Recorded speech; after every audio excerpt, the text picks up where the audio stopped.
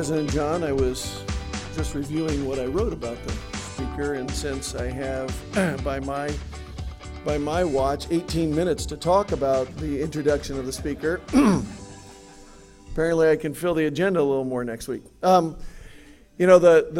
speaker today is Jim Canepa, and Jim's the superintendent of the Ohio Division of Liquor Control. And the reason Jim is actually here is the fault of my eldest son. When I was stuck in a car full of his school supplies and house supplies, driving him back to Valparaiso last year for his final year there, I started listening to a number of podcasts. And as you know, I am a bit of a bourbon enthusiast, so I had on a podcast called Whiskey Business, hosted by a friend of the club, Dino Tripodis. And Jim was the guest in the podcast I was listening to. Needless to say, I was enthralled. Jim, I didn't tell you this in the hall, but I got out of the car saying, I want to work for that man. And it was all about how Jim has changed how we do business here in Ohio in the Division of Liquor Control. How we're making our stores more friendly, how we're advocating for more barrels of bourbon to come into Ohio, things that we bourbon enthusiasts have a tough time getting, much less seeing on our shelves. And so those were the stories I heard. And knowing that we have sponsored our own trips down to Kentucky to sample some of the local flavor down there, and the several trips to different bourbon bars here in town, I thought, what a perfect guest to have at Columbus Rotary. So without telling any further stories, which I could because I've saved both podcasts, Jim Canepa.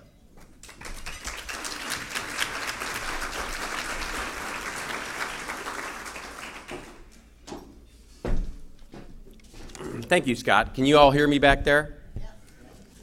Well, Scott is right. I was on Dino Tripodis' show, and the reason he called me to the show is because he, like Scott, is a bourbon nut, and really it was a setup. I didn't realize this at the time, but he called me to his podcast, which is at his house in Clintonville, and his camera guy is a bourbon nut, and his producer is a bourbon nut, and all of their followers sent them questions to hit me over the head with.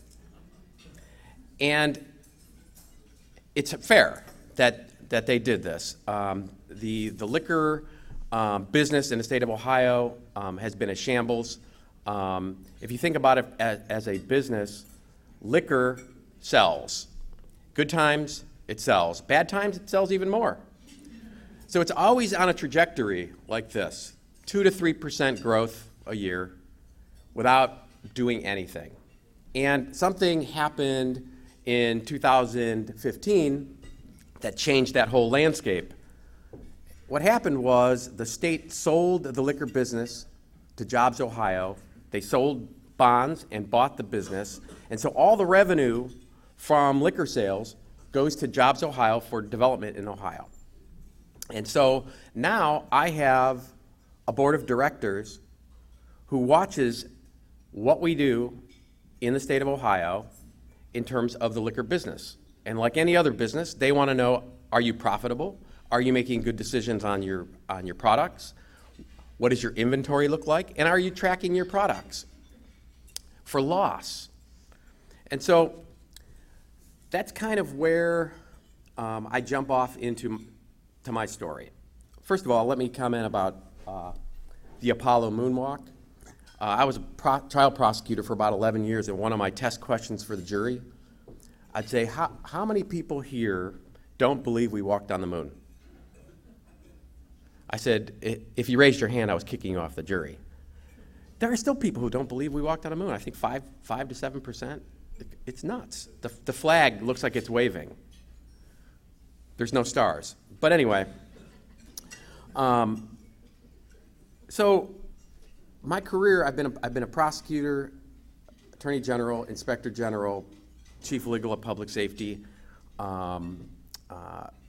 Assistant Director, Chief of Staff at the EPA, and that career arc, you say, what in the heck? How is this guy at the liquor department? Well, all along the way, 2 governors, 2 attorney generals recruited me. My career hasn't been my own, recruited me to fix stuff in state government. So Department of Transportation, there was overspending in the Department of Transportation. I was hired as an inspector general to look at that. EPA, the permitting was screwed up. I was hired to take a look at that. Public safety, the chief legal got indicted for wiretapping, so I went there to rebuild a legal department. And with the liquor department, the Governor Kasich at the time said, would you put your prosecutor hat on and inspector general hat and go in there and tell me, just take 6 weeks from your job at EPA and tell me what the heck is the problem? Well, if you think about a business, when you go to cash out at the Giant Eagle or the Bueller's or the Kroger or whatever store that you buy your products from, at the point of sale, they ring you out, boop, boop, boop, or if you ring yourself out, boop, boop, boop. Well, that UPC code tells us what we're selling, what the price is, what the tax is, what the commission is, and whether or not we are selling a product that's popular that we need to replace. Well, that was broken. I was hired to go in and find out why it kept failing. Long story short, if you want to talk to me about it afterwards, we got that back on track, and we went from last to first in terms of liquor sales in all the control states in the United States. Last to first. A lot of it has to do is like, we know where our stuff is now, and it's not going out the back door. A lot of it has to do with running the liquor department like a business. Running it like a business. I don't know about you, but when I go into the hardware store or Home Depot, and I go to buy some nuts and bolts and screws, I'm bewildered and frozen, especially if there's nobody around to help me. It's like metal screw, wood screw, roofing screw, deck screw, and then what size, and then what goes with it. Well, for a lot of people, going into the liquor store is a lot like that experience. They go in, and usually they go right to the thing they like, grab it, go to the counter. I remember, I'm old enough to remember, the liquor stores that were owned by the state, where there were state employees behind the desk, and you go to the shelf and you write down the number from the shelf on a piece of paper and you bring it to a guy who kind of was up higher than you, standing in judgment on your decision, and then he'd disappear to the back and bring your bottle out, and you could only pay cash, no credit cards. That's bars on the windows, really bright lights, you could do surgery, and wanted posters. So we've come a long way. I mean, look at the craft beer and wine section of those stores. Beautiful. They're helpful. They're stewards. It's nice wood floors, and they got can lights and chandeliers, and it's very directional. You know you're helped. You feel good about being there. So that's really what we're trying to do. So, you know, the Rotarians, the Rotary, you know, you have your 4-way test. You know, you tell the truth. Is it fair? Beneficial to all? Good? Does it foster goodwill and friendship? Well, your questions about bourbon touch on all of those categories. All right? And when I was on the Dino Tripota show, everybody who's interested in bourbon has an idea about how it works, and most of them are wrong. Okay, so let's start with the first one. How is it decided what bourbon comes into the state of Ohio? Okay, here's how it's not done. Jim Canepa is not sitting in a dark room with candles lit saying thumbs up, thumbs down on bourbon. Okay, that's not how it's done. I don't make a decision on what bourbon comes in. I buy it all. If there is bourbon to be purchased, I buy it. So my job is chief cajoler, beggar, influencer. I I am the chief person to beg the producers of these hard-to-get bourbons to come into the state of Ohio. So when you think about liquor in the state, there are really two categories. There's bourbon and everything else. Okay? Bourbon, the manufacturers of that product hold the cards. It's high demand, low supply. And they pick their markets where they want to put it. And if anybody here, I mean, most of you do, either are in business or know people in business, where do you want to put your product? You want to put it in a place that's going to sell. And you're going to put it in a place that you're capturing the market of your competitor. So when the bourbon manufacturers look down from 30,000 feet, they're looking globally at where they want to put their bourbon. The Japanese love bourbon. India loves bourbon. Asia loves bourbon. California, New York, Texas, all the states love bourbon. Everybody wants bourbon. It's funny, when I meet people, eventually get around to like, what do you do? What do you do? Oh, I'm a lawyer, I'm an accountant, I'm a salesperson, I'm the head of the liquor department. I need to talk to you. And I get two questions. How do I get Blanton's? Number two, how do I get a liquor store? Everybody wants to sell liquor. Everybody wants to know where the Blanton's is. So when you look at how the bourbon comes to the state of Ohio, you look at where the manufacturers want to put their product.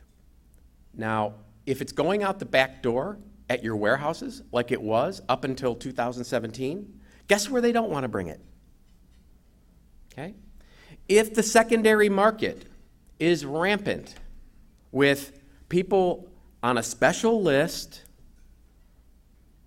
or are VPs and are always first in line to get those hard-to-get things, and other people don't have an opportunity to get it, guess where the manufacturer doesn't want to go?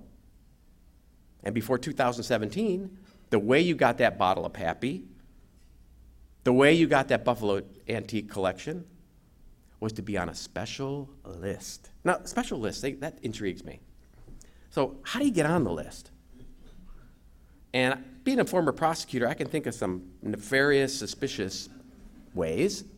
Like if I buy your wine or I buy a lot of your beer, do I get on the list?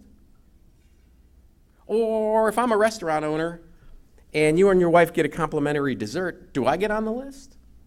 Or if I just flat out give you $100 and say, call me every time something good comes in, do I get on the list?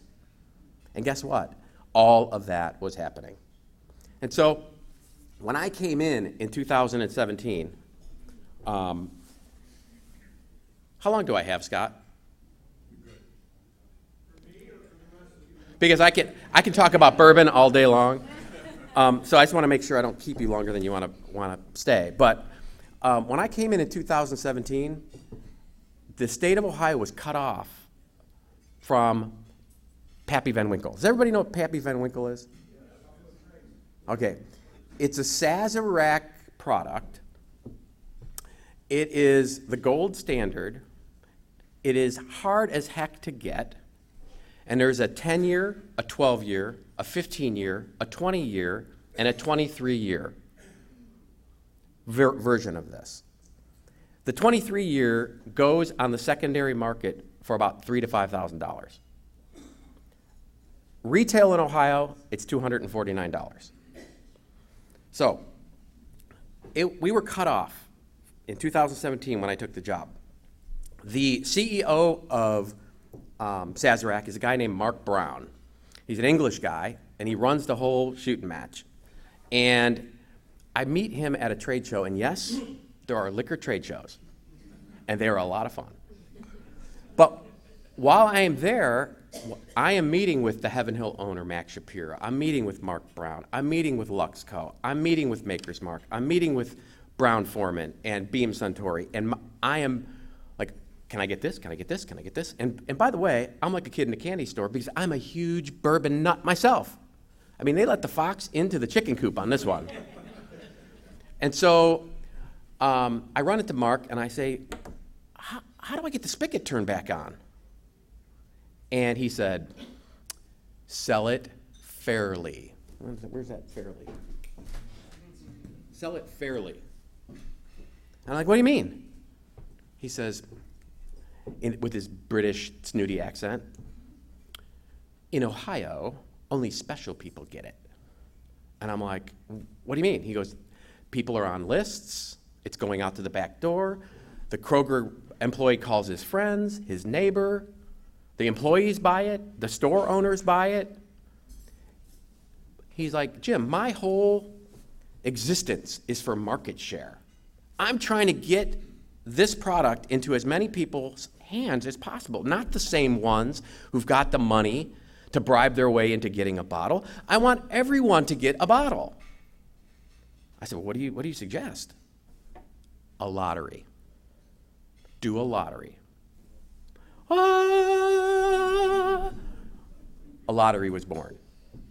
And so now, every year, once a year, when 700 bottles for the whole state come in, 700 bottles. And by the way, I got an email from a lady who entered the lottery, didn't win, and she sends me this nasty email and says, well, if there's not enough Pappy Van Winkle for every single person in Ohio, you shouldn't sell it.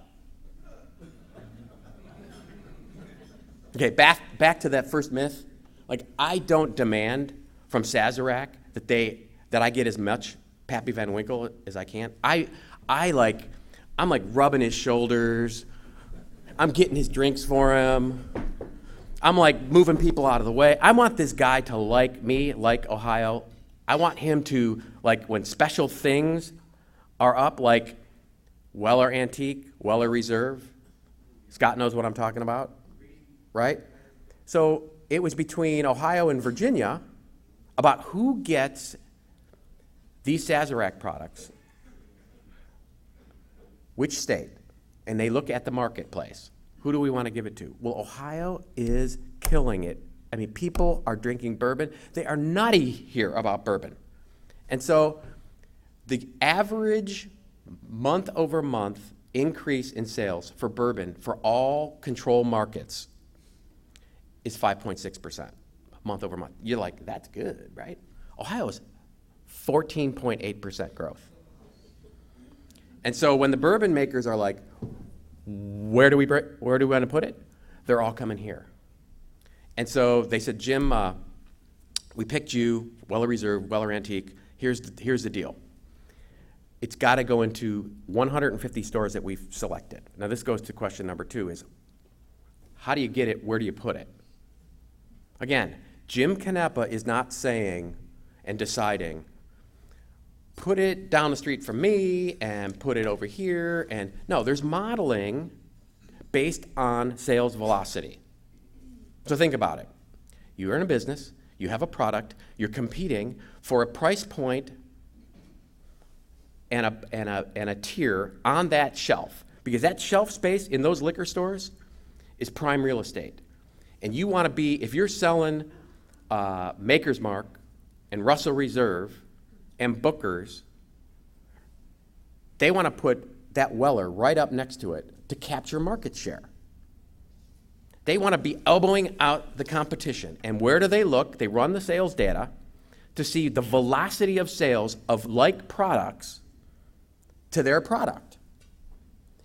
They identify 150 stores where they want to put it across the state, and I say, yes, sir, yes, sir, yes, sir, whatever you want, sir.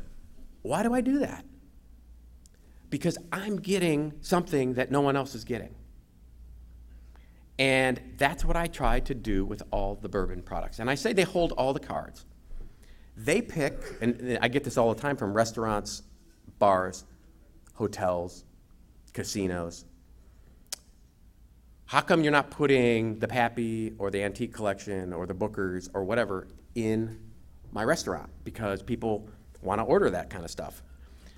I said, what do you mean? They said, well, the brokers are the reps for the liquor companies. The broker told me that you make the decisions. I'm like,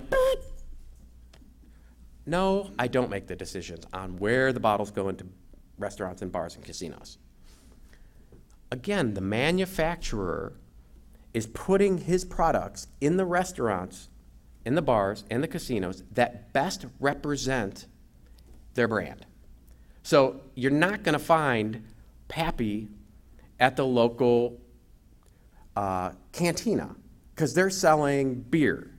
You're not going to find it in places where their competitors aren't on the backlit bar.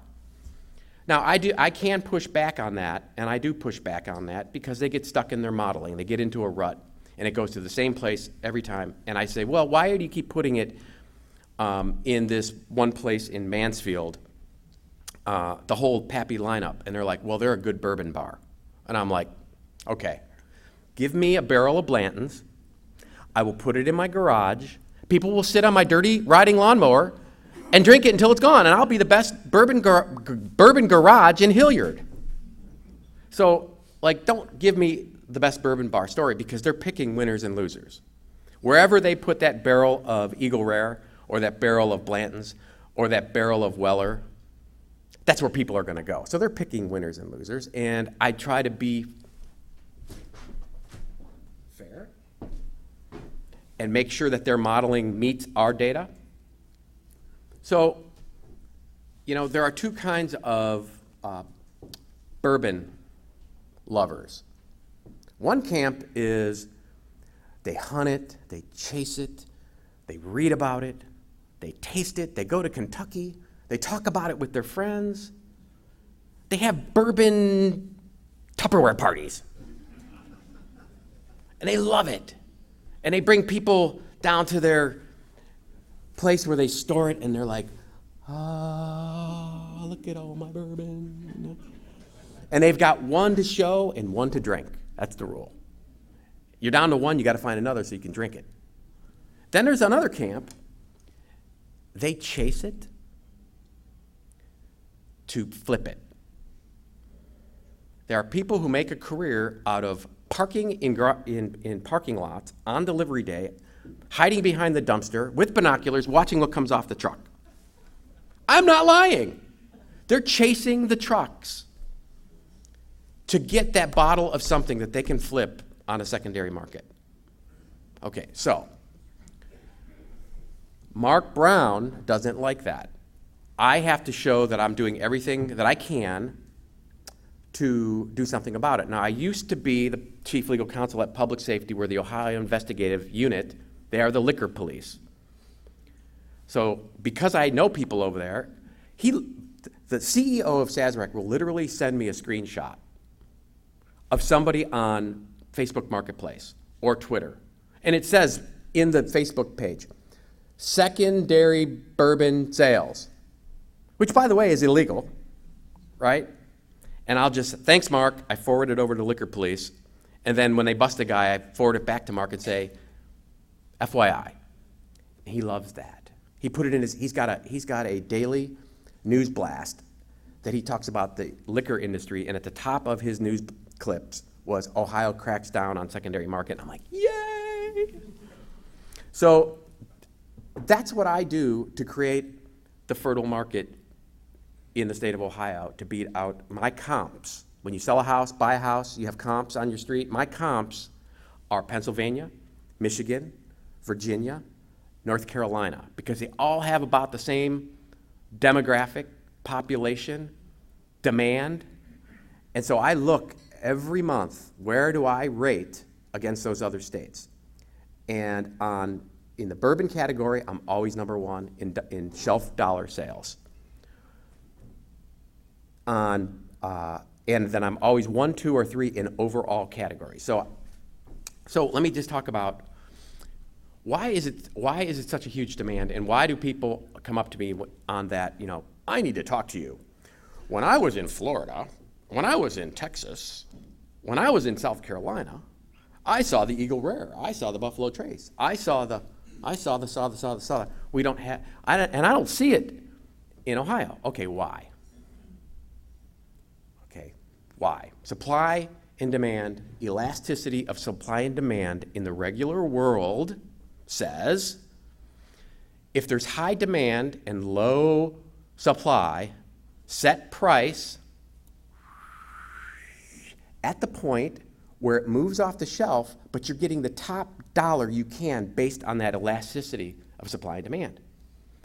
Well, outside of Ohio and outside of those other 16 control states, which buy the 42 proof and up, own it as inventory, Jobs Ohio owns it.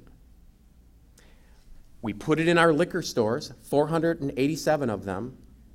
When you see it on the shelves in a liquor store, it's on sale, on consignment, for a commission to that retailer.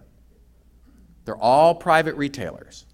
The Giant Eagle, the Buehler's, the Kroger, the Acme Fresh, the Dave's Market up in Cleveland. All the independents are private retailers, and they sell beer, wine, jerky, chips, soda. They own that inventory. They own all the below 42 proof. That's their inventory. They make choices and judgments and take the risk on whether the things they buy in their inventory are going to sell or not.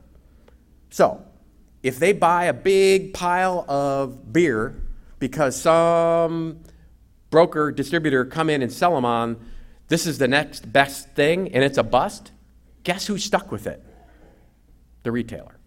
If they buy a big pile of bread that turns out to be something that you don't want, they take a loss on it.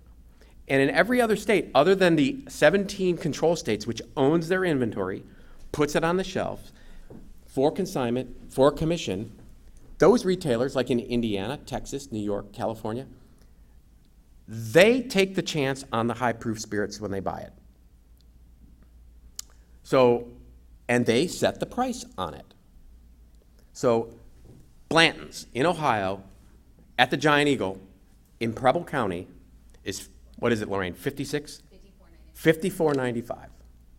Lorraine Terry is the Senior Director of Jobs Ohio Beverage right there, so she corrects me on all my pricing facts. Preble County, $54.99 at the Giant Eagle. You go right across the border to Indiana, the price is $76.99. That Pappy that we sell retail, the 10-year, which is the least year on the Pappy series, we sell it for $49, $39, $59, $64. In New York, California, Indiana, Illinois, hundreds of dollars. What the market will bear. Okay? In Ohio, the pricing, myth number 3 busted here. Jim does not set the price. Statutory formula bakes in the cost of overhead, the cost of the tax. It's all baked into the price. So anybody who makes it delivers it to us at a price. There's a statutory markup that covers all overhead, tax, whatnot. That's the retail price in every store, all 580 or all 487 of them across the state. It's always the same from store to store to store to store to store. And so people flock here. This is a good problem to have. People flock here to buy our products because they're at retail price. So that the elasticity of supply and demand doesn't operate that way in a control market. And it's designed that way so that everybody has an opportunity to buy that product, not just the people who have a big pile of cash at the back door. And the manufacturers love it because they make nothing on the markup. Nothing. Because the retailer buys it or I buy it at their price, and then we mark it up, and an individual retailer, Indiana, open states, mark it up to the point where it's there and you see it and you get your wallet out and you're like, do I want to spend? And so you're going to see it in those states. And so when I'm at the FOP Foundation last night at the Marriott, they're like, oh, I saw blah, blah, blah. And I'm like, would you buy it? Well, no, it was $300. I'm like, oh, yeah, but you saw it, okay? Or you did buy it. Would it cost you $500? Whatever it is. So that is the Bourbon story.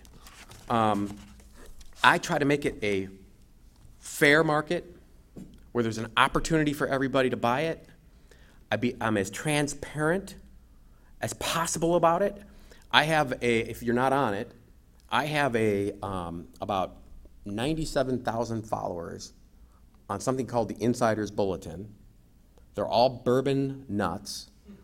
And I tell them exactly what is coming into the state and where they can buy it at what price. And so if you're a bourbon fan, you go to that site, or actually you don't go to it, I send it to you. You get an email. And I tell you. And so, I told you the Mark Brown story with the Weller and the Pappy. Kentucky Owl, Scott, Kentucky Owl. Everybody wants Kentucky Owl. Stoley owns Kentucky Owl. I'm at the trade show, and I tell the guy, I'm like, how do I get more Kentucky Owl? He goes, well, we don't have that much, and blah, blah, blah. I said, look, I just want some, because it's my street cred on bourbon in Ohio. And he's like, all right, I'll see what I can do. And now we're getting what? I don't know, it's like 50 cases of it or 50 bottles of it or something crazy, but I can say I got it. Elijah Craig, Max Shapira, Heaven Hill, he owns Heaven Hill, the longest single family owned distillery in the country.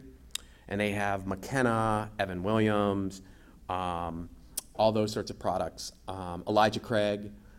And I drove 4.5 hours to go to see Max, and he gives me this PowerPoint. He's a guy in his 80s, and he's real proud that he knows how to do the PowerPoint. And he's like, we're this, and we're number 3 in bourbon sales. And I stop him. I'm like, hey Max, wouldn't you like to be number 2 or number 1?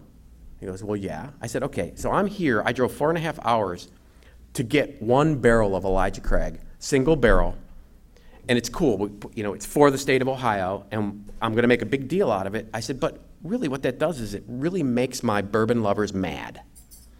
Because I bring it in, and there's roughly 200 bottles in 1 barrel. Where can I spread that peanut butter far enough for all the bourbon nuts who want it, who aren't going to get mad at me for only getting 1 barrel of Elijah Craig? And he goes, well, what do you mean? I said, well, who do you sell barrels to? He goes, well, I sell it to, Mitchell's and a casino and I said, okay, what kind of bang for your buck are you getting from them? Are they going Heaven Hill, or is it you're getting Mitchell's Evan Williams or Mitchell's McKenna? He goes, how many do you want? 15.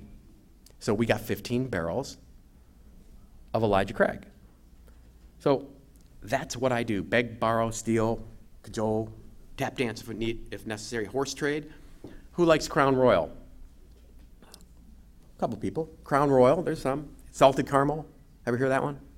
Peach. Well, it's not bourbon, but you would think that we are handing out gold bars.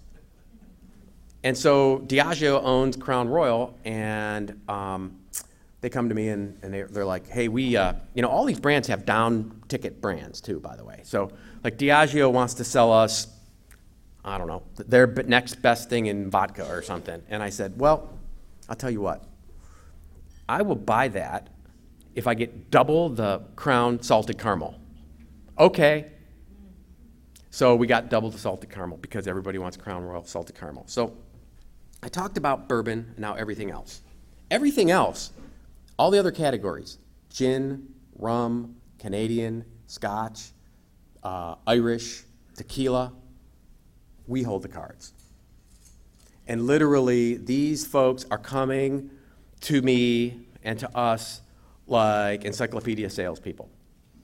Will you buy this? Will you buy this? Will you try this? It's the greatest. Blah, blah, blah. People love it. Blah, blah, blah. Well, no. People don't love Fruit Loop vodka. People do not like salmon vodka. They don't want your cilantro vodka.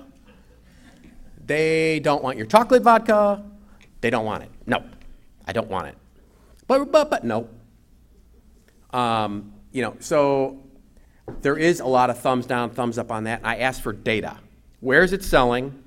Why should I buy it? Am I going to make money on it? And so that's the way it works on everything outside of bourbon. Now, we make some bad choices on gin, vodka. I mean, bourbon, forget about it, it sells. But if you make a bad choice on a big buy of these other things, or the manufacturer decides to change a bottle or a label, like a model year. New model year, they phase out the other one, they delist it. We delist, they delist. And now I've got 400,000 bottles, dusty bottles, that aren't selling around the state. And remember those board holders, the board members, bond holders? That's like, what, tens of millions of dollars in inventory sitting, not selling. They don't like that. And they're chewing on my leg. What are you going to do about it? What are you going to do about it? What are you going to do about it? What are you going to do about it? And I love DSW, Designer Shoe Warehouse. Anybody other fans? Okay. What do you do when you walk into a Designer Shoe Warehouse? Right to the back, to the discount aisle, right? Look for size 10 with the right color sticker to get a big discount. And I'm like, bing, bing. We'll do something called last call for these products because you can't get them anymore. They're done. I'm not buying anymore. And I have 400,000 bottles of them. So I set up, we have 3 of them now. I'm going to open another one in Northeast Ohio, not Cuyahoga County, but Northeast Ohio towards Pennsylvania. I opened one on Neal Avenue where there used to be a Giant Eagle, and there's only a liquor store. And Giant Eagle was like, should we stay? We got all this space at the lease and blah, the rent. And I said, hey, guys, what about this concept I have? It's called the Last Call. I'll put all this stuff in there, and it'll be great. And they're like, well, I don't know. And they're like, we got to organize it and put it on shelves and market. I said, no. This is like in dirty boxes, dusty, put like those orange garage sale stickers on them. I mean, if you watch the shows like American Pickers and Storage Wars and everybody's looking for a bargain, they're treasure hunters. I said, don't organize it. And so they're like, you're right. And we'll have a food truck and we'll have a cool sign. And so we do this thing at just a test, 2 weeks from Thursday to Sunday in a row. The first, and we thought 2,000 bottles should get us those 8 days. The first Thursday was like Black Friday. The place was packed. We sold out of the 2,000 bottles by noon on the Thursday. And I send Lorraine a text, need more booze. We sold in that store alone on a Thursday $25,000, $30,000 in one day on markdown, and it's not bad stuff. It's Finlandia. It's Evan Williams, Ezra Williams. It's good stuff, and I'm like, we're onto something here. And by the end of it, we sold $350,000 worth of markdown stuff. We reduced our inventory from 400,000 to 40,000. And now, guess what? Everybody wants to be a last call store because it's driving foot traffic into these stores. And so for the first time, people saw license plates from Kentucky at an Ohio liquor store. So I opened one in Toledo to steal from Michigan. That store does $70,000 a week. A week. Now you know why they keep asking me, can I be a liquor store? How do I get to be a liquor store? We opened one in Cincinnati to steal directly from Kentucky, and then we're looking for a location up in Northeast Ohio to steal from Pennsylvania. But let me just tell you, and I'm going to end with this, upcoming releases, a couple of things. You can go to ohlq.com, OHLQ.com. It'll tell you all the inventory we have in the state by liquor store. So if you like a particular brand, you can do a search. It'll tell you every store in the state that has it. If you have a liquor store that you always go to, you can go to that liquor store and search for your item. Now, I'm not putting the Pappy on there.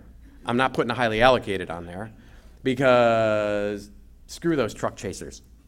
I'm not going to tell them where it's at. So you can look there. We also have a monthly magazine, 42 Plus. I call it the Adults Highlights magazine. Because in here, there's a hidden barrel, a hidden golden barrel somewhere. And if you find the hidden golden barrel, you go online and you sign up and you come with me to Kentucky to taste barrels to pick for the state of Ohio. That's cool, right? And the same with the liquor agencies. They can win an opportunity to come with me. So now people are like, where is it? Where is it? But what we have coming up, Scott, for your information, Old Forester, single barrel, July 20th. Smooth Ambler, single barrel, August 2nd. Crown Royal, August. I bought 40 barrels of Whistle Pig, single barrel, barrel proof. Elijah Craig, Joseph Magnus, New Riff, Weller, full proof, 7 barrels, which everybody wants. Jefferson, which we're going to tomorrow to pick barrels. Rossville, Limestone Branch, Maker's Mark.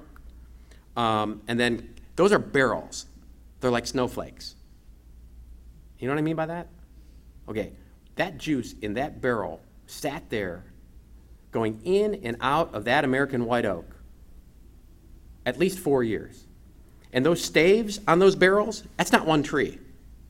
Those are different staves from different American white oak trees. And just like your tomato plants, some are sweeter, some are tartar, depends on the sugar content. And it depends on where in that rick house that barrel sits. If it's up in the top in those aluminum lined rick houses, real hot in the summer, real cold in the winter. So it goes in and out of that wood. So that flavor profile in that barrel will never be recreated again. And when it's gone, it's gone. And that's why all these people chase these single barrel bottles of bourbon with the state of Ohio OHLQ label on them. But in all my begging and cajoling, I get cases of stuff that already exist that are hard to get. And we have King of Kentucky coming up, Magnum Cigar, Old Forester Birthday, Weller 12, Kentucky Owl, and Kentucky Rye. And what I do for those is a raffle. I tell you where they're going to be.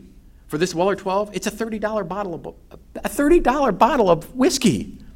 1,200 people showed up at the Giant Eagle on Perimeter Loop for 60 bottles. And it was the biggest party ever. They were drinking wine, they were drinking beer, they were eating all the bourbon-themed food, and you know what?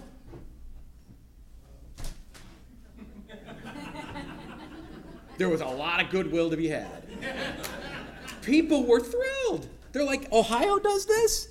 Wow!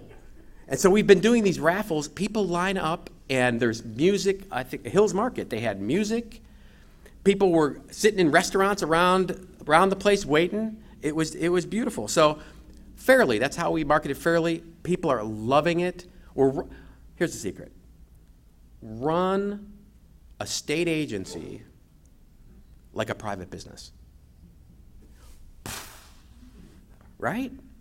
And Jobs Ohio Beverage, this is what the advantage I have, is I call Lorraine my sugar mama. Because we make $1.3 billion a year, and after the cost of goods, it's in the $900,000 range for development. And so when I need to be nimble with marketing and merchandising and fun things and resources, I go, Lorraine, need some cash. So we're running it like a business, and that is why we're number one in almost every category, and always for the last year have been number one in bourbon sales. So that's my story. Thank you, Jim. You have time for a few questions. Just repeat Sure. the questions so they can't hear them from the room. Okay.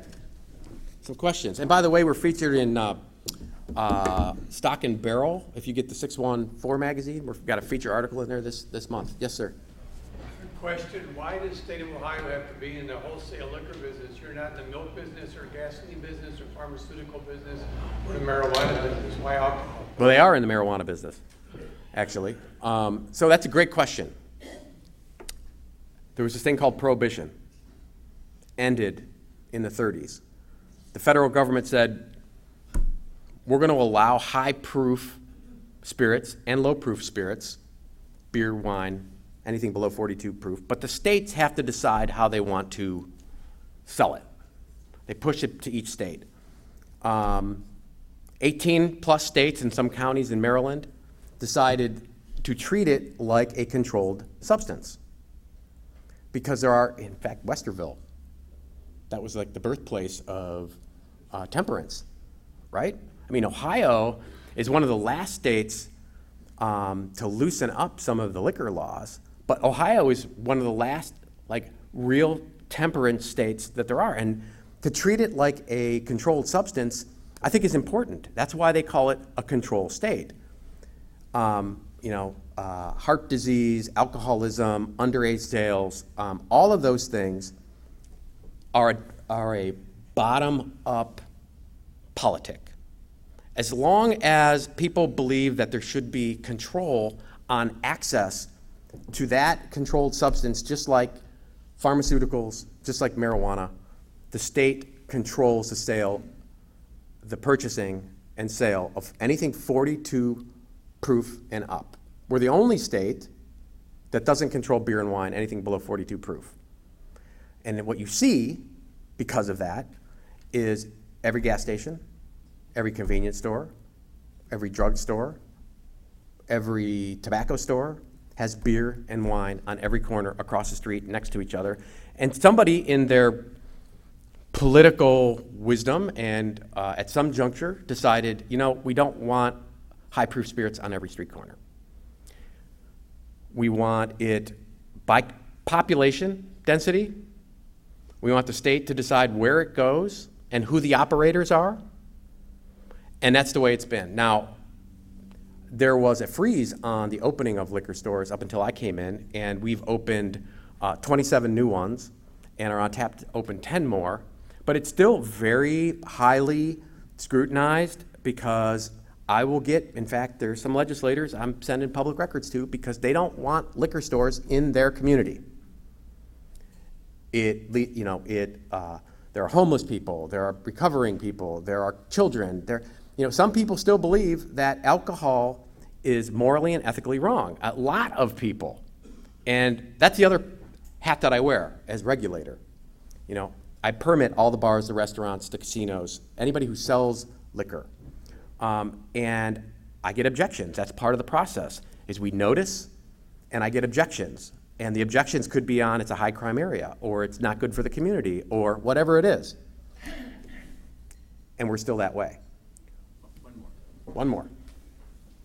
Yes, sir. Blue jacket.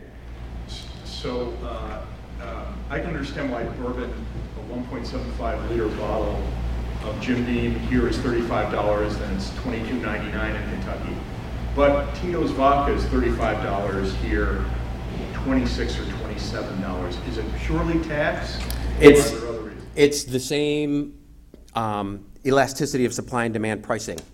So with bourbon, we hold the retail price down. They can mark it up. If you go down to Kentucky, the prices are way higher on those highly demanded things.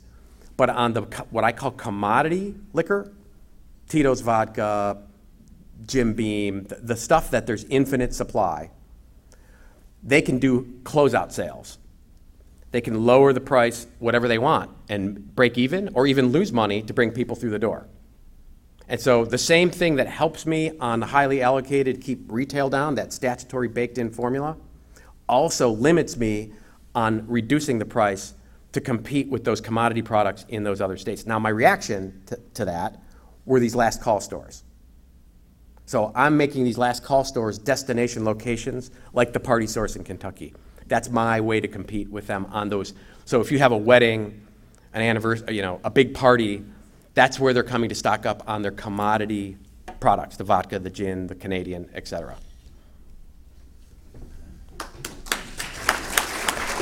Thank you, Jim. You got time to stick around for a couple more for people? Sure. All right, great. Thank you. All right, Jim, we'll stick around for a few more minutes for if anybody has additional questions. Our speaker next week is one of the great longtime leaders, City of Columbus. Mary Lazarus is going to be here, so a great chance to come and hear what she has to say and how she helped shape the community here. So with that, I look forward to seeing you all next week.